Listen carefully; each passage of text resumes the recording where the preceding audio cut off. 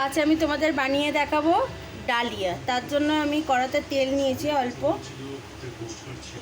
তার মধ্যে দিচ্ছি গোটা জিরে ফোড়ন, দিচ্ছি একটা শুকনো লঙ্কা,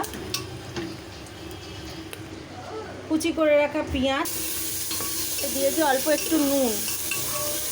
এটা আমি একেবারে প্রেশার কুকারেই করছি। আর আমি ডালিয়াতে দেওয়ার জন্য কেটে রেখেছি ফুলকপি, ক্যাপসিকাম, গাজর আর হচ্ছে বিনস, আলু একটু ছোট ছোট করে কুচি করে নিয়েছি। আর এদিকে ডালিয়া আর একটু মুসুরির ডাল একটু ভিজিয়ে রেখেছি। পেঁয়াজটা একটু ভাজা ভাজা হলে কেটে রাখা সবজিগুলো দিয়ে দেব।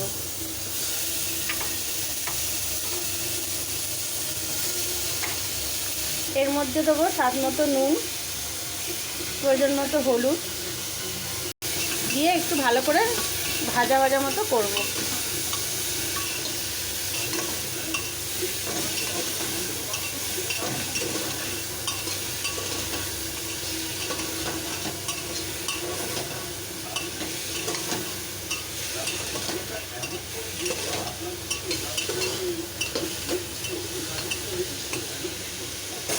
হালকা একটু ভাজা ভাজা হলে এর মধ্যে আমি দেবো জিরে গুঁড়ো, একটু ধনে গুঁড়ো দেবো, 1 চামচ মতো জিরে গুঁড়ো, 1/2 চামচ মতো ধনে, আর দেবো আগে থেকে গ্রেট করে রাখা আদা। সব দিয়ে একটু ভালো করে কষাবো। আর দিলাম টমেটো কুচি।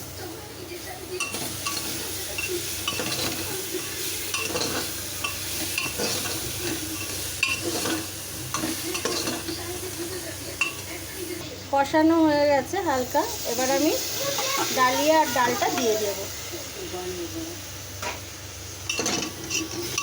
দিয়ে হালকা নাড়াচাড়া করব।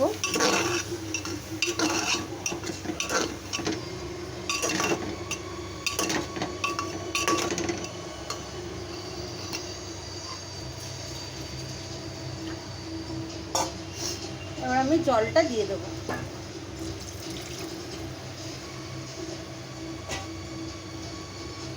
পরিমাণ মতো জলটা দিয়ে দেবো।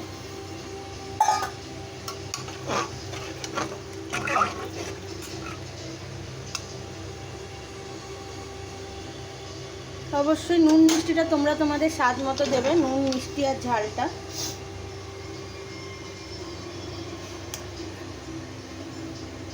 এতে আমি শুকনো লঙ্কা একটা ফোড়ন দিয়েছি, আমি একটা কাঁচা লঙ্কা দিলাম যেহেতু আমরা ঝাল কম খাই। দেবো স্বাদ মতো নুন,